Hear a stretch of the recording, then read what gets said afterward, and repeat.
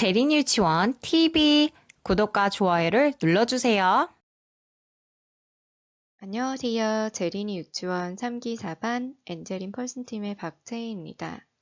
저는 말썽꾸러기 초등학교 1학년 딸과 3학년 아들을 키우고 있는 4인 가족 워킹맘입니다. 제린이라면 매달 나의 돈들을 파악하기 위해서 꼭 해야 하는 게 있죠. 바로 월말정산인데요. 이번엔 제가 8월달 월말정산을 가지고 와봤습니다. 그럼 8월 월말정산 시작해 볼까요? 월말정산을 하기 위해서는 저는 우리의 돈의 흐름을 잘 파악해야 하는 것 같아요. 우리의 돈의 흐름을 정확하게 파악할 수 있는 부분이 바로 머니 루틴인데요. 머니 루틴이란 언제 수입이 발생되고 발생된 수입에서 고정지출, 변동지출, 특별비, 예비비, 투자 대기금액 등으로의 돈의 흐름을 말하고 있어요. 언제 급여를 받고 언제 고정비가 자동이체가 되는지, 생활비를 한 달 기준으로 어떻게, 그리고 얼마를 사용할지를, 그리고 저축 가능한 금액이 얼마인지를 잘 파악을 해야지만 내 돈이 다른 곳으로 흘러나가지 않게 사용을 할 수가 있는 것 같아요. 그럼 이제 본격적인 절 월말 정산을 시작해 보겠습니다. 가장 먼저 수입입니다. 저희 집 고정 수입의 첫 번째, 바로 저희 신랑의 월급입니다. 아직은 투자소득이 적기 때문에 일테크를 통해서 열심히 자본소득을 늘리고 있습니다. 8월은 감사하게도 남편이 열심히 일해준 덕분에 신랑의 월급이 15% 증가하여 저축을 더 많이 할 수 있었어요. 제 월급과 둘째 아이 양육수당은 변동되는 부분은 없었습니다. 그리고 기쁘게도 9월부터 제 월급이 조금 인상이 되어 10월 급여분부터는 조금의 수익이 더 생기게 되었어요. 이렇게 차곡차곡 또 모아가는 저희 소중한 월급이 로드맵을 당길 수 있는 원천이 되는 것 같아요. 제가 일테크 외에 또 한 가지 중요하게 생각하는 부분이 바로 변동 수입 중에 생활비 잉여금액인데요. 저는 생활비 잉여금액을 짠테크로 남겨서 확정 수익을 만들고 있어요. 제린이 유치원에 입학하면서 짠테크를 통해서 모은 금액이 생각보다 정말 많이 모이더라고요. 매일매일 예산에서 남기기 또는 매주 예산에서 남기기를 통해서 모아온 금액이 무려 수익률로 8%나 되니 정말 놀랍지 않나요? 이렇게 짠테크를 통해서 황금알 통장으로 차곡차곡 모아서 든든하게 예비비를 마련해 두고 있습니다. 다음은 고정지출입니다. 고정지출은 정말 숨만 쉬어도 매달 나가는 금액들인데요.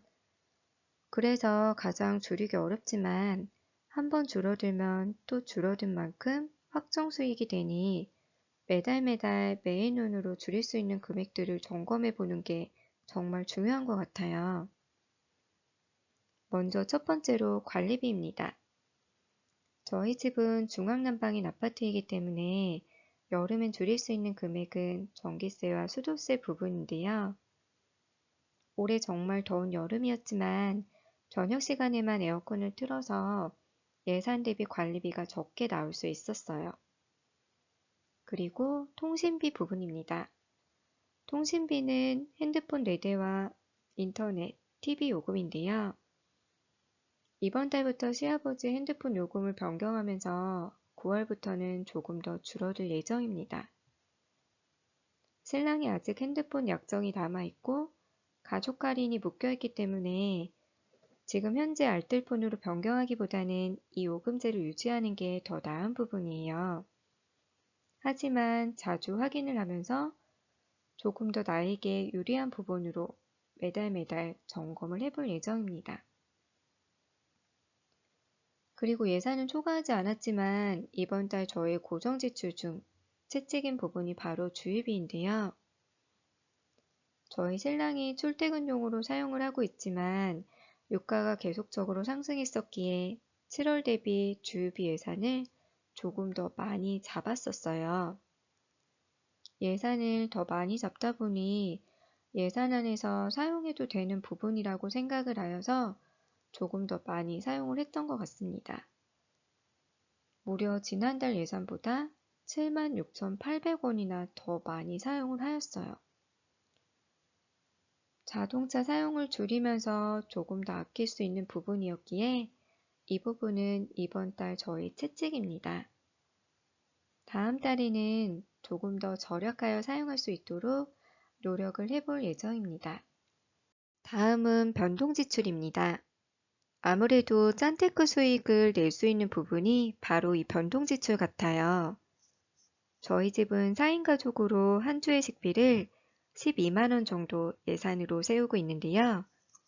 제휴를 입학하기 전에는 식비 줄이는 게 정말 너무 어려웠던 부분이었지만 매주 예산을 짜고 식단을 작성하고 정산을 하다 보니 줄어들지 않을 것만 같았던 식비 지출이 정말 눈에 띄게 많이 줄어들었어요. 바로 예산과 정산, 그리고 식단 짜기의 매직인 거겠죠? 제휴 입학 후에 예산을 초과하지 않고 매달 이렇게 식비를 사용하고 있다니 제가 아까 말씀드린 확정 수익 어렵지 않으시겠죠? 다음은 생활용품입니다. 생활용품도 쓸 수 안 쓸 기준을 세우고 재고 파악을 수시로 점검한 후에 주간 예산을 작성할 때 잊지 않고 필요한 생활용품을 예산에 잡으면 불필요한 돌발 지출이 발생될 확률이 낮아져요. 그러기 위해서는 미리미리 재고를 파악하며 점검하는 부분이 정말 중요한 것 같아요. 그리고 의료 미용비입니다. 저희 집 남자들이 매달 가는 곳이 있어요. 바로 미용실인데요. 그렇기 때문에 매달 예산을 넣어두고 이렇게 사용을 하고 있습니다. 그리고 교통비는 제가 출퇴근하면서 이용하는 버스 요금인데요. 아마 제휴생이라면 이미 모두 알고 계실 것 같아요. 바로 알뜰 교통카드입니다. 저도 알뜰카드 이용으로 캐시백을 쏠쏠하게 받으니 너무너무 기분이 좋더라고요. 이렇게 작고 소중한 나의 돈들이 차곡차곡 쌓이는 것만큼 기분 좋은 게 없는 것 같아요. 마지막으로 특별 지출입니다. 매달 발생될 수 있는 경조사 비용을 예산에 넣고 있지만 8월 달은 다행히 경조사가 없었기에 지출이 발생되지 않았어요. 그리고 개발비는 카페에서 열리는 좋은 강의들을 나에게 받게 수강을 하였는데요. 매달 말일에 운하부 원장님께서 다음 달 강의 계획을 알려주시기 때문에 예산을 세울 때 조금 더 촘촘하게 계획할 수 있는 부분인 것 같아요. 특별 지출은 연초에 머니 플랜을 세워두었기 때문에 미리미리 계획하고 점검할 수 있는 부분이었습니다. 9월 예산입니다. 고정 지출은 지난달과 변동되는 부분은 없지만 주유비를 더욱더 많이 아껴볼 예정이에요. 변동 지출은 식단 짜기와 예산, 그리고 정산을 꼼꼼하게 잘해서 식비 지출 방어를 최선을 다해볼 예정입니다. 그 외에 생활용품 비용도 재고 파악을 자주 하여 불필요한 구매를 하지 않도록 노력을 해볼 예정이에요. 그리고 이번 달 특별비로 가장 큰 금액이 지출 예정인 바로 추석 비용인데요. 제휴생들이라면 이미 연초에 머니 플랜을 계획해 두셨겠죠? 저도 머니 플랜을 통해서 미리 계획해 두었기 때문에 추석 비용을 잘 아껴서 지출 방어를 더해 볼 예정입니다. 월말 정산의 꽃 바로 로드맵인데요. 로드맵은 단기, 중기, 장기 로드맵을 매달 그리면서 점검을 하고 있어요. 단기 로드맵은 1월부터 12월까지 1년을 그리면서 1년 동안 나의 현황을 확인할 수가 있는데요. 이때 목표 저축액과 달성한 금액을 함께 그려서 비교해 나가신다면 매달 로드맵대로 나의 자산들이 잘 가고 있는지를 확인할 수 있는 지표가 됩니다. 그리고 만약 그 달의 목표 금액을 달성하지 못했을 때는 남은 달에 어디서 더 저축이 가능한 부분이 있는지를 한 번 더 점검을 하면서 매달 단기 로드맵을 그리고 있어요. 저는 이번 연도에 1월과 5월에 목표 금액을 달성하지 못하였는데요. 매달 고민하고 점검을 하다 보니 4월의 환급 금액과 7월 여름휴가 보너스 금액으로 더 저축을 할 수 있도록 계획하여 달성을 할 수 있었습니다. 다음은 중기 로드맵인데요. 중기 로드맵은 10년을 기준으로 그려봅니다. 중기 로드맵을 통해서 10년을 바라보며 내 자산과 미래를 바라볼 수가 있는데요. 수익률은 상황에 따라 임금 인상이나 승진, 그리고 경제 공부가 레벨업 될 수 있고 경제 위기가 올 수도 있기 때문에 이런 부분들을 로드맵에 잘 녹여서 그려주시면 관점의 변화와 큰 숲을 볼 수 있는 지표가 되는 것 같아요. 그리고 이 로드맵은 잘 안 보이시겠지만 제가 수진 언니를 처음 만나서 2020년에 처음 로드맵을 작성하였을 때인데요. 이때 보면 1억 달성 로드맵이 2026년이었어요. 하지만 짠테크를 열심히 하고 로드맵을 매달 그리며 이렇게 점검을 하다 보니 2026년 1억 달성 금액이 2023년 예정으로 당겨졌습니다. 정말 로드맵의 매직이죠? 이런 부분 때문에 매달 로드맵을 그리며 점검하는 맛이 있는 것 같아요. 마지막으로 장기 로드맵입니다. 장기 로드맵은 30년으로 내 삶이 나아갈 방향을 조금 더 멀리 볼 수 있는 로드맵인 것 같아요. 이때도 마찬가지로 나의 상황에 따라서 수익률을 다변화하면서 그려보고 나와 나의 가족들에 대한 인생의 목표인 인생 로드맵도 함께 작성을 해보면 내가 나아가야 할 핏빛 목표를 위해서 훨씬 더 큰 동기부여가 됩니다. 저는 내년 1억 달성 시에 저희 친정엄마에게 다이아 목걸이를 해드리는 것과 저희 가족과 맛있는 소고기 파티를 하는 게 1억 달성 목표입니다. 이처럼 로드맵은 우리가 가야 할 핏빛 목표를 조금 더 뚜렷하고 선명하게 설정을 해주는 것 같아요. 가끔 힘든 일이 생기거나 지치는 일이 생길 때도 이 로드맵을 그려보면 다시 힘을 낼 수 있는 저의 인생의 한 부분인 것 같습니다. 우리가 성장할 수 있도록 로드맵도 우리와 함께 쑥쑥 성장하는 부분인 것 같아요. 저는 이렇게 월말정산을 하고 로드맵을 그려보는 것만큼 또 중요한 게 있다고 생각해요.